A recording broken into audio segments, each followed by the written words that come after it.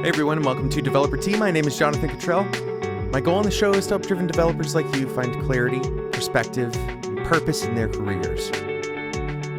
Today's episode is going to be focused on clarity in particular, and perhaps some on perspective, but mostly about clarity. In this episode, we're going to be talking more about systems. We've recently been talking about how your systems are perfectly designed for the outcomes that you're experiencing. All right, so go back and listen to that episode if you haven't yet.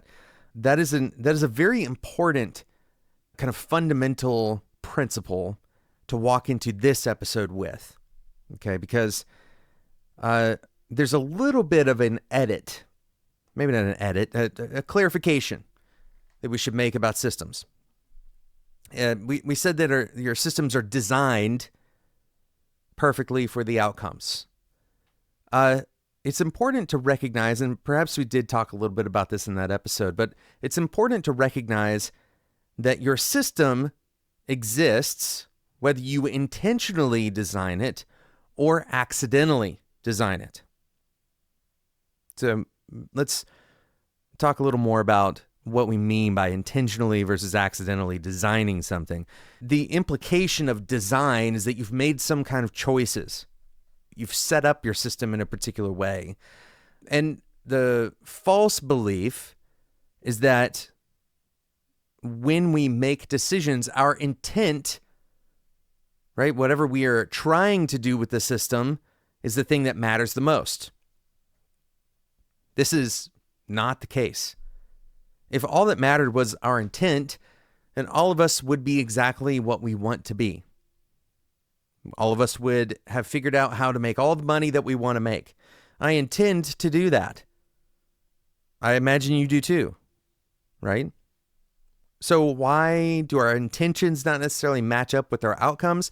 Because what we've designed in our system doesn't necessarily accomplish the things that we intend to accomplish, right? So our intent is less important than the outcomes. We need to judge our systems by the outcomes. We can also investigate whether the choices that we've made, the intentional parts of our design, are the principal components, the primary factors that are determining those outputs, those outcomes. Or if it's something else, it's very possible, I would say even likely, that if you have an intent, if you've intentionally designed a system and you're not getting what you want, there's very likely something that is happening that you're not really seeing. There's some part of your system design that is accidental. So what do we mean by accidental design? The simplest example of this is inspired by Goodhart's law, the idea that with some system you've created a measure, and that measure has now become a target. And so now you've changed behaviors around the target. Where previously it may have been a good measure, it is no longer a good measure because there are new behaviors introduced. You've encouraged or discouraged some kind of behavior in order to change that target. That's an example of an accidental change, an accidental design factor, right? You've accidentally designed your system in a way that encourages or discourages a particular behavior. So gamification is a typical kind of terminology that you hear with relation to this subject. There's also other accidental design decisions or non-decisions, maybe. For example, a very, very common one is people's workspace. Your workspace, whatever is around you, is going to have some kind of impact on the way you think. So if, for example, your workspace has more open space, then there's a chance, and this is based on some psychological research, there's a chance that you're going to have a little bit lower heart rate because you can see something that is a further distance away, right? This is, there's some biological factors and some kind of psychosocial factors or something like that at play there. This is in my area of study, but the important kind of principle here is that the way you design your environment actually makes a big difference. This, speaking of systems and designing environments, if you haven't read James Clear's book, Atomic Habits, certainly if you listen to this podcast regularly, you've probably come across this book. James talks about how important our habits are and how our systems are designed determines so much about our ability to adopt new habits. Habits are, in many ways, kind of expressions of the systems that we have around us. And James even says that we don't rise to the level of our ambition. I'm paraphrasing. We don't rise to the level of our goals, I think may be the word he uses. We fall to the level of our systems. Our systems are the things that are there without us necessarily intervening. It doesn't require as much willpower to follow a system. James talks a lot about environment, for example, right? Designing your environment so that you're getting the right cues and you're hiding the wrong cues. Go and read the book. I'm not going to give away the entire kind of model of thinking because that book is worth reading for sure. Add it to your reading list if you haven't read it yet. The important takeaway here is that our systems are not necessarily just the things we put together intentionally. Our systems are also not aware of our intent. We could say that I want to, let's say, increase quality of my code base, right? That's my intent. And in order to increase quality, I've decided that the best thing that we can do is to have all of the product managers read the code base front to back. And I'm going to set up an expectation that all new product managers need to read the code base front to back. Okay, this is a system, right? This is some kind of system that I've set up. And it has various triggers and it has various stocks and flows that you might be able to diagram out. How effective is this system at generating the output or the outcome that I want to generate? My guess is it probably wouldn't be very effective. Hopefully that's your guess too. But my intent may be fully intact, right? So our intent we can set aside in terms of evaluating whether the system is good or bad. We can use our intent to kind of measure the outcomes, right? If we want something, we want some outcome, then we implement a system in order to get that outcome that we want. We should be able to measure whether or not we are actually getting it. We can compare our outcomes to what we're actually getting. But the next step isn't to throw our hands up and say, well, we should try harder. It's not to throw our hands up and say, well, somebody's not doing it right. Somebody's not following the system because the system is foolproof. We should be investigating what it is that the system is generating. And most importantly for this episode, the invisible parts of our system. Invisible things that are affecting our system.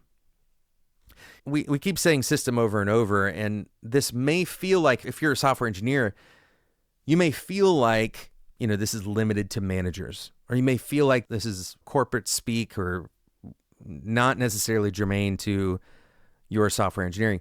Your IDE, your local setup, is a system, right? You have designed your IDE to encourage some behaviors and discourage other behaviors. Are you getting what you want out of it? When you think about what you're designing, in your environment especially, those are the systems that are going to encourage or discourage certain outcomes for you. All right? Most of the time, when we talk about these invisible systems, we discount that our behaviors can be included in the outcomes of a system. I want to really focus in on this because if you don't take anything else away from this episode, this is the key point to take away, okay? Pause it, get something, write this down. The outcomes from your system are not necessarily just measurable, dollar amounts. It's not necessarily the flow of candidates through your hiring pipeline. It's not just the pass rates of your test suite. That's not the only kinds of outcomes. The outcomes that you can have from a system can be human behavior, your own behavior included. You can design systems for yourself. If you start thinking about your own behavior through the lens of this first assertion from a few episodes ago, that our systems are perfectly designed for the outcomes that we're experiencing, then my behavior is an outcome that I'm experiencing. I'm responsible for it. What is the systematic change that I can make? And this is really kind of some of the core fundamental ideas that James explores in his book as well. What is the systematic change that I could make such that my behavior changes in a way that I want? We don't have to necessarily fight ourselves over doing or not doing the right thing. If we can evaluate that we want to change our own behaviors, the highest leverage opportunity we have is to look at our systems. The invisible things that encourage us to behave in one way or not to behave in one way. That is where our highest leverage opportunity is. Not in getting some kind of motivation. Motivation is helpful for a very short amount of time. Most of the time, it's not necessarily a knowledge gap. There may be a knowledge gap. How do you avoid having knowledge gaps in the future, though? Right? Reading that one book to close that knowledge gap, and then in a year from now, you've got another knowledge gap to figure out. What is the system? What is the engine? What is the generator? What is common about many strung together events, many strung together behaviors in your life? These are the systems that you fall to. So I want you to focus on identifying. Now, the most important thing, or I guess the most important exercise I want you to do in response to this episode, if I could have you do one exercise, I would have you get out a piece of paper and write down the invisible systems. Don't write down, your typical commitments that you make, like, oh yeah, I wake up at a certain hour in order to go to the gym. Those are the more visible systems that you've set up in your life, right? I have these meetings that are on my calendar. Those are visible systems. I want you to write down the assumed rules that govern your life. These are rules that you more or less are taking for granted, that you believe that you need to behave in a certain way. Maybe you haven't even evaluated whether that's true, but you've taken these rules for granted. These rules are roughly mapping to some kind of invisible system in your life or set of systems. We don't necessarily have to identify specific atomic systems in your life. It's all at the same layer. You can think about it that way. These are forces that are changing your behavior that you probably haven't evaluated in some time, right? Think about forces that encourage you to always accept meetings, right? This is a rule that you may have. Anytime somebody has invited you to a meeting, that it's important for you to show respect by accepting their invite, right? So you live by this rule that maybe you haven't really evaluated whether that rule is producing the outcomes that you want. I imagine that most of you are pretty busy. So accepting all invites is going to reinforce your busyness, right? What are the outcomes that you really want? Do you want to continue being more and more busy?